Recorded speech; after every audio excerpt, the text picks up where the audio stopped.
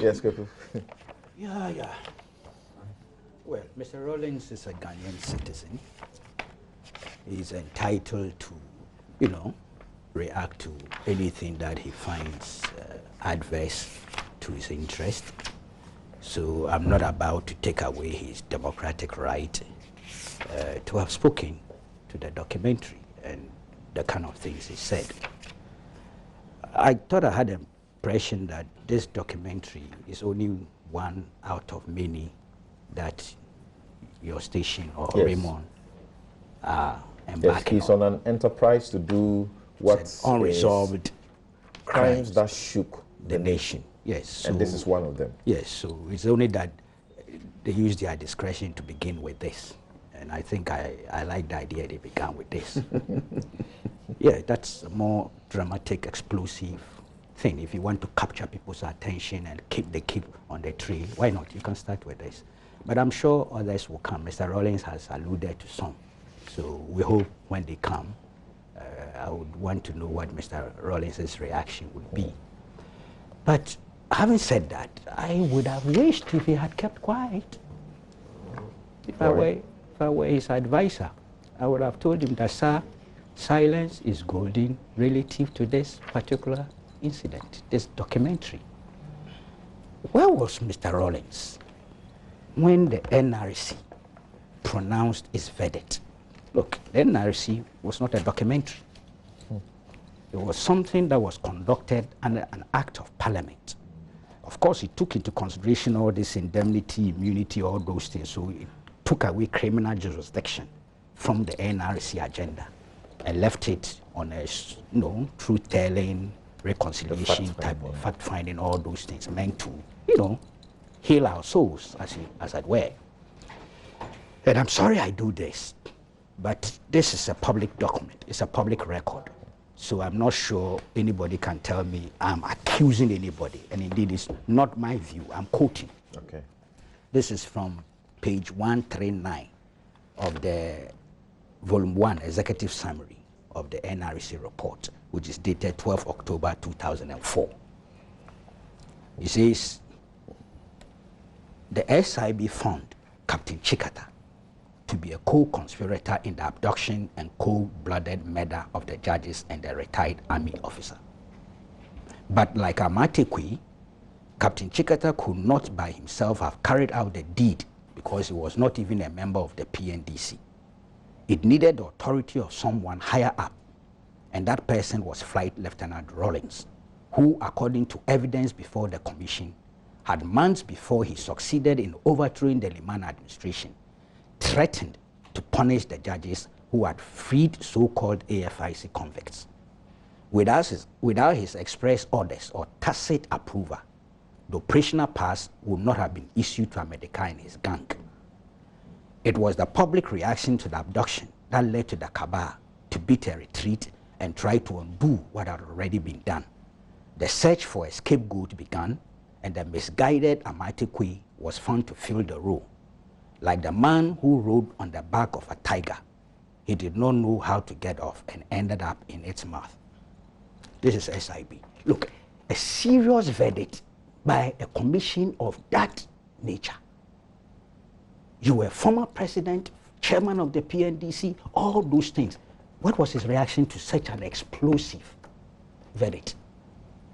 He's worried about a documentary by a journalist or a radio station. That's what he's worried about. So he begins to make noise all over the place when this document stays forever and ever. This is straightforward and emphatic. Very, very. In its judgment. Thank you. The documentary doesn't. It just tells a story. Fantastic Hands the point. microphone to the actors to talk. Thank you for that fine line of distinction that you've just drawn.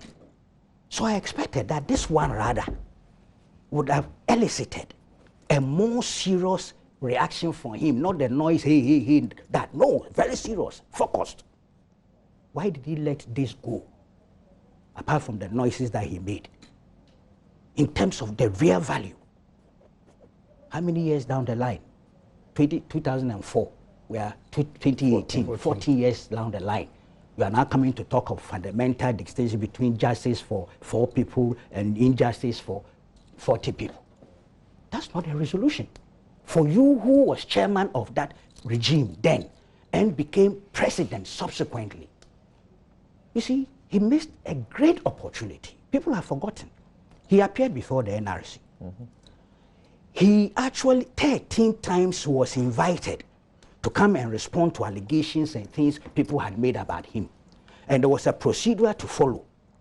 They bring you what the people are saying, you fill in a certain statement, then you also make your statement, all goes to the commission, they decide all that, because they may have to call orders, and then you come. 13 times he declined, or he refused, or he failed. He rather was arguing with them left, right, center. So eventually the NRC had to issue summons. How do you call it? You said subpoena to him. Subpoena that required that he should produce 2 records. 2. One Damatekwe tape, which is part of what we just read. The second one was the audio, the video clip, Air Force Station. Last week I couldn't immediately remember. It was I wasn't the only person, but I was part of those who had made that case.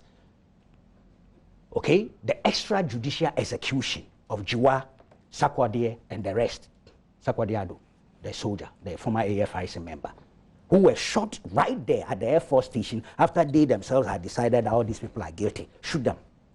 And they shot them. And there's a video. He was asked to produce these 2 because he was so uncooperative, unlike Captain Chikata, who went through according to the procedures, did a statement and appeared and did his case. Mr. Rawlings apparently did not have the requisite capacity to appear before an organized platform and to deal with issues face to face. He didn't have the capacity. If it was a rally or a marketplace or a chop bar, he would have made himself immediately available. Come and stand there and do his Western cowboyism things. Okay. No, please, hold on. In his view, justice was done. Justice was done. America was sentenced to death in absentia. Mr. Rawlings was chairman, became president. I never heard him asking Interpol to look for America. After last week's program, I got a hint where America is from a very reliable source. He's alive and he's doing very well in a North American country. Mr. Rawlings is talking of Yana. Yana, the government set up a commission. I'm taking him on his own life. Kweku Commission, isn't it? That's right. They came out with some findings. That's so. The Attorney General decided to act on the findings. They went to court. The 2 suspects or accused persons were discharged and acquitted. Is that so? That's correct. The NDC and opposition were opposed to that exercise, as well as the composition of the commission. And they promised in their manifesto. We were not opposed to the exercise. We were opposed to the composition. Okay, thank you. Just note. I will grant him that. No, I'll grant him that. Okay. We cannot always get everything 100%. I'll grant him that. Okay. The composition, they said there was an educationalist, and murder had nothing to do with the educationalist. There was a linguist, and the murder had nothing to do with the linguist. Some frivolous, childish, I'm sorry, let me put it away, infantile explanations. In courts, when the courts are trying murder, they try it with a jury. Thank you. The jury is not composed of some experts. It's composed of ordinary people of society. You see, the education that is why I said it was infantile.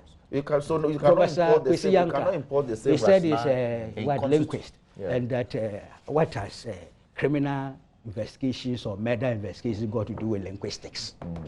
They said so. Meanwhile, the chairman of the commission was a judge, a retired jurist, but they did that. So they promised to set up a second presidential commission. If you recall, when they came into office, they revised that and said, let's go for criminal investigations. So they took 14 people to court. Yes. What happened in court? They were also discharged and acquitted. Mr. Rawlings then came and said he had a video clip that showed those who did the killings jumping over the wall. He said it's in Holland. Where is that clip? It could have helped for us to resolve this mystery. Because there are aspects of the Yana thing that is unresolved. I agree. So if he's making that case, fine. No, finish. Syria murders. You remember? He was in charge when the Syria murders occurred. The last one was 2001. He was no longer in office. But he had information to the effect, according to him, that 14 senior cabinet ministers were implicated. The police CID, then led by director of CID, incidentally Apietu, went to his house. Have you forgotten? No, I haven't. And gave him the opportunity to give them the evidence. He called for chemical interrogation. Yeah. That's what they did. Rocco Frimpong, they said it was contract killing. The good old Professor Mills started it. Rawlings championed it. And that if they came to office, they would investigate and prosecute because it was government people who did it. At that time, the police had already arrested some suspects who were on trial. When they came into office, they indeed arrested 4 soldiers of the 64 Infantry Regiment, kept them in custody for over 485 days against the Constitution. They came to court with their docket, Betty Mold Idrusu, then AG. A docket that said that crime was committed by government officials who recruited a senior military officer to get these boys to do so because of some problems with redenomination exercise. You heard it? Meanwhile, at that time, there were 4 suspects in police custody who were also undergoing a trial for the same offense. What happened? So if Mr. Rawlings talks about all these things, he should look at himself in the mirror and ask himself that what has been his contribution in resolving these ones. Some of them, he was in office.